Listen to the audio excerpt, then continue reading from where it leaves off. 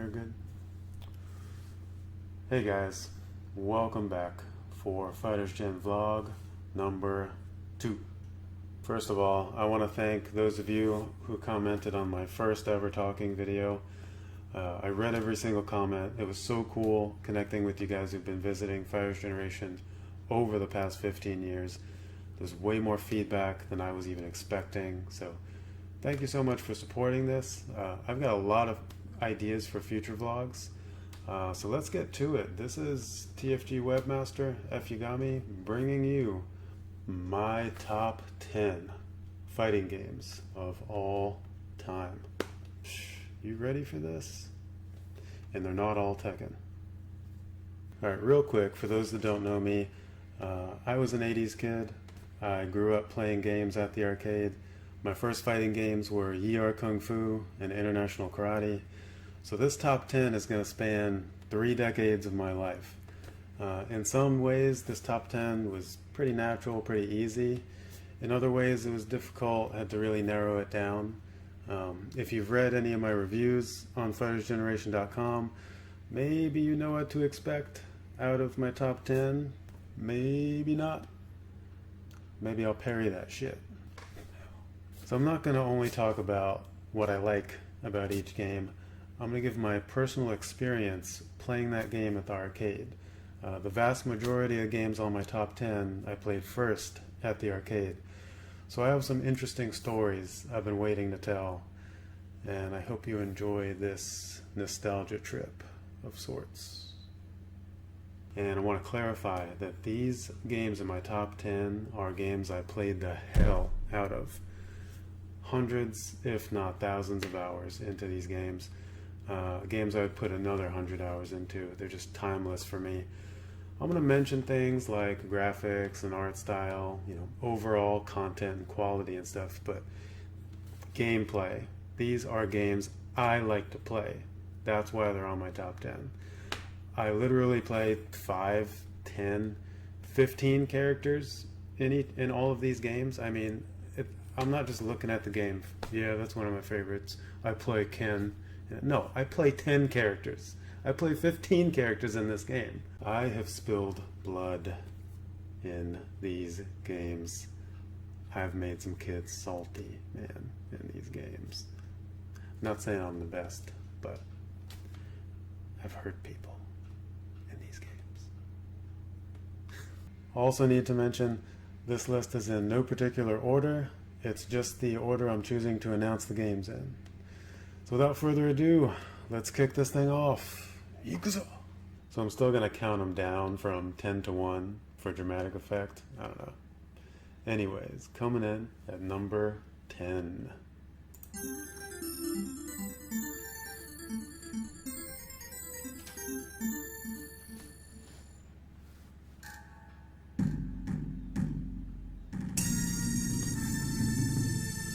Samurai Shodown 2 in 1995. I was 12 years old. In early 95, a brand new mall opened up in my town, 10 minutes from my house. Going to the arcades was one of my favorite things to do. I would have my parents drive me a half an hour, 1 hour, 2 hours to get to my favorite arcades, right? So when this new mall was opening up, I was like, please, arcade gods, let this be an awesome arcade close to my house. We were there, grand opening, day 1, it was a zoo, right next to the food court, beautiful arcade. What do I see for the first time ever? Brand new machine. What a great day. I think I celebrated with an iced coffee. I ordered an iced coffee for the first time in my life. Let me show you something. This was the machine. That was the machine, brand new on the first day. That image is not an exaggeration. Something about Samurai Shodown 2, it stood out in the arcade.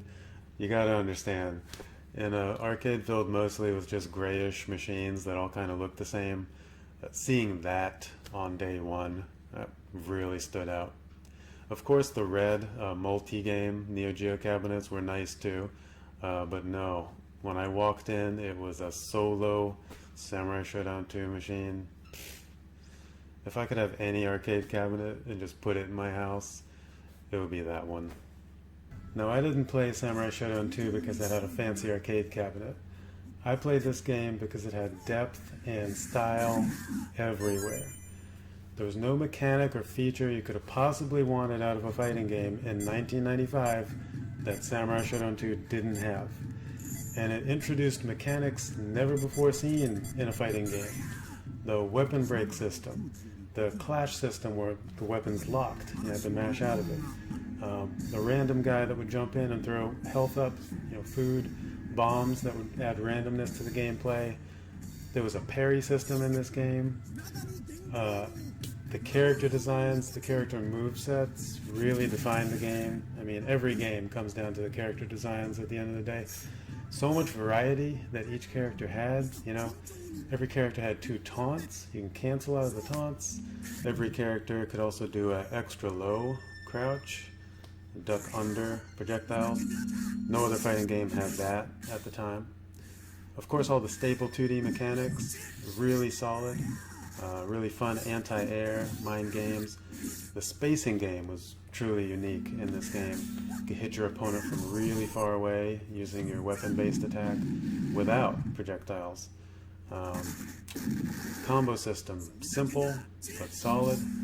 If you could connect a 3 or 4 hit combo in this, it was just devastating. Really unforgiving damage. It's one of the things I love about this game. If your opponent was in rage mode, you just had to respect that. 1 hit with an A-B strike, 60% of your life. Or if you could combo that off of a dizzy or something, 100% death combo. These foreground objects, like these barrels you can cut, it's not just for show. Small characters in particular, in certain instances, can actually hide behind those, and it blocks the animation of what you're going to do next. So you can actually surprise your opponent, using that kind of camouflage in a way. Not many people know that. More fighting games should have used that in the future. It's interesting. Chip damage game. There's a lot of chip damage strategies in this. I'm Ukiyo, by the way. Golfer's going to get his food there. And watch this.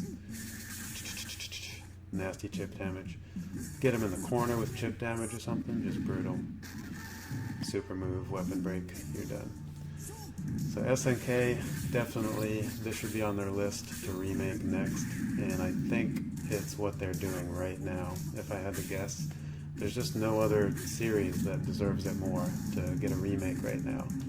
After the success of King of Fighters 14, which I was glad to see them do, I think this is what they're working on, a proper Samurai Shodown reboot. And I hope it's as much like Samurai Shodown 2 as possible, because it's really a beautiful game. It doesn't look like it's over 20 years old. It's aged incredibly, incredibly well. And I do not say that about all classic games. Let's just see how this ends here. Yeah, that style. What a beautiful death. And on that note, even though Samurai Shodown 2 had somewhat cartoony graphics similar to Street Fighter, it still managed to conduct a serious tone. And considering the source material, it made sense that there was blood, violence, nice Iaido cuts, slicing your opponent in half. But it was done in a classy, stylized way. And while some other games like Mortal Kombat were just trying to be gory and have that shock value, I really respected Samurai Shodown 2 for being artistic but serious at the same time, and not taking itself too seriously at the same time. Genan is the perfect example of that. I always found him to be a hilarious character, but he probably gave some kids nightmares back in the day. Had that bladed claw, and he's a force to be reckoned with in this game. He takes himself seriously, and some of the all of the characters in this game, even the more colorful ones that differentiated themselves over the serious samurai and ninja. I really enjoyed all of the characters for different reasons. Samurai Shodown 2 really just struck the perfect tone, in my opinion, of artistry, of serious fighting, and being clever and funny and colorful at the same time. And not many fighting games ever hit that perfect tone that you really respect, that I really respect. I know a lot of other people do as well. Basically, when this came out, nobody could tell you Samurai Shodown 2 wasn't the shit. It looked better than most other fighting games. It sounded better. The music, the voice acting, the announcer, you could hear it a mile away at the arcade. Also had a lot of interesting random moments, really diverse situations that could happen. You could catch your opponent's weapon even barehanded if you time it at the right time. And even the fatalities, it wasn't like back, forward, B, and you're guaranteed. It was random. You weren't sure if you were going to kill your opponent at the end. And like that, you could choose not to kill your opponent, hit him with the non-bladed end of your weapon or something like that. So there were a lot of hidden options that you just had to discover through playing the game longer. Alright, just to close this out, I want to finish my story from earlier when this game came out. In the weeks and months after this released, I had gotten good with quite a few characters, and I had played Samurai Shodown 1 at least a year before this came out.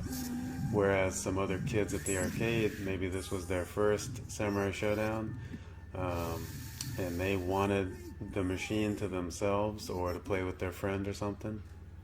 Not while I was there. I'm sorry. My parents gave me a handful of quarters, and I had to make them last.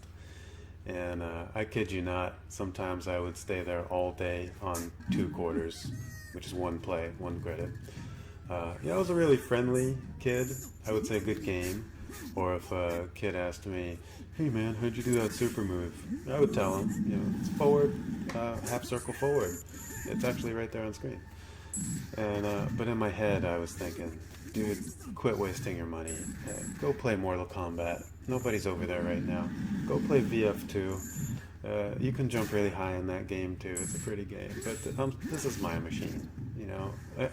I would stay at that machine so long that I would get tired of playing as the character that I was using, and because there was no change character at the selection screen, so I was just stuck playing one character for hours. I was like begging for someone to beat me. Man, if I was the best at my arcade in one game in 95 or 96, this was my machine. Those were good times. Take those coins. Now, also worth mentioning, the computer AI in this game was just magical. It was just really challenging, and it was like they're alive in a way. It's hard to explain, but I mean, you taunt the computer, it would taunt you back. What? And it was really challenging. And as a matter of fact, if I won over the machine with a nice win streak, and there were some kids that stopped playing me and just wanted to watch, I might end up losing to the computer. I'm like, shit, right? Because it was really tough at the upper stages. So something about the AI in this game is just still fun to play to this day. I like playing against the computer. It's not like super cheap either. It's just challenging. You got to find the right thing that's works against the computer. So in this game, my mains were Genjuro, Earthquake, Galford, Ukio, Cham Cham, and Haomaru a little bit, even though I find Haomaru is not as powerful as other characters. So those were my mains. I liked using a few other characters. Nicotine had a funny infinite combo that usually works. What a brilliant game, which is why it's one of the few games to earn a 10 out of 10 on FightersGeneration.com. Well deserved. So that's going to conclude the first game on my top 10 fighting games list. I hope you enjoyed my overview of Samurai Shodown 2 and hearing about my earliest experiences with the game at the arcades. Before I end this video, though, I have to give an honorable mention to another one of my favorite titles, which will sadly disconfirm it from my top 10. However, let me pull it up here. Samurai Shodown 4, which I feel is the pinnacle of the post-Samurai Shodown 3 era. A lot of people like Samurai Shodown 5 Special. I like 4. I think 2 and 4 are the best. 4 feels like a really concentrated experience. Every stage has that big temple in the background. It's a very moody game. The slash and bust options of every character, in my opinion, they're some of the most fun versions of the characters to play as well. In 4, I used slash Genjuro, of course, a little bit of bust too. Ukyo, slash and bust. Tam Tam, bust. Basara, bust was one of my top characters. Kyoshiro, bust. Who uses Kyoshiro? Haomaru, slash, I think. And that's pretty much it. A lot of cool matchups in this game. I think the roster was really solid. I think in the later of the series, 5 and 6, they just kind of did too many clones, too many weird characters they experimented with. And it just felt like they bunched everything together, and here you go, here's another new installment. But that's why I prefer 4. It was just a more refined experience. A lot of cool combo options. They had the new rush combo system. You could break your power gauge and do different things with it. It was a very balanced game. All the characters were dangerous in this. So I first played Samurai Shodown 4 at an arcade on vacation. There was a vacation spot we used to go with my family. I didn't have access to a local machine, so it was on a rare occasion I got to play this at the arcade, and it was $1 a play. I guess the arcade managers saw the 2 life bars and they were like, okay, that's about worth $1. So needless to say, I didn't play it much at the arcade. But in the early 2000s, I did get my hands on the game, and I played online quite a bit. If you were playing online in the early 2000s, you know who you are, and you know how you did it. And you probably played me, because I was on all the time.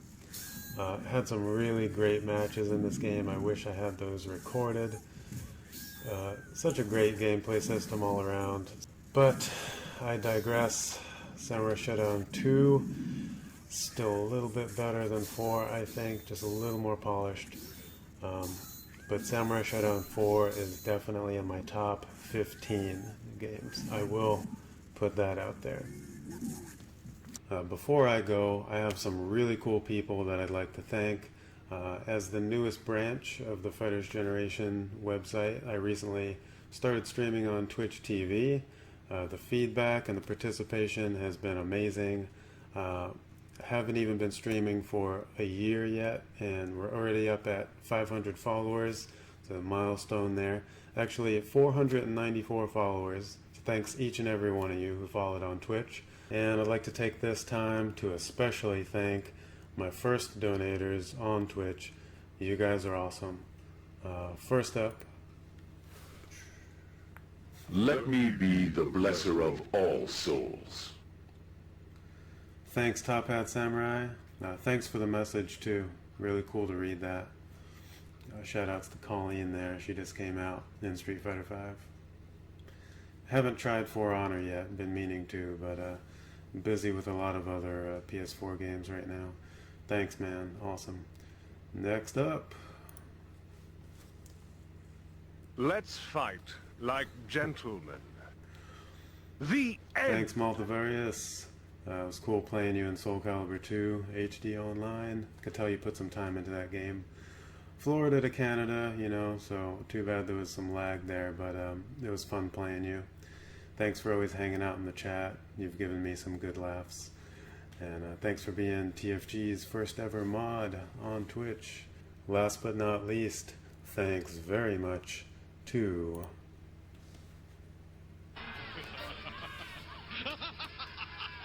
Oh, this is delicious! Yes! Yes! Evil Reverend, thanks, man.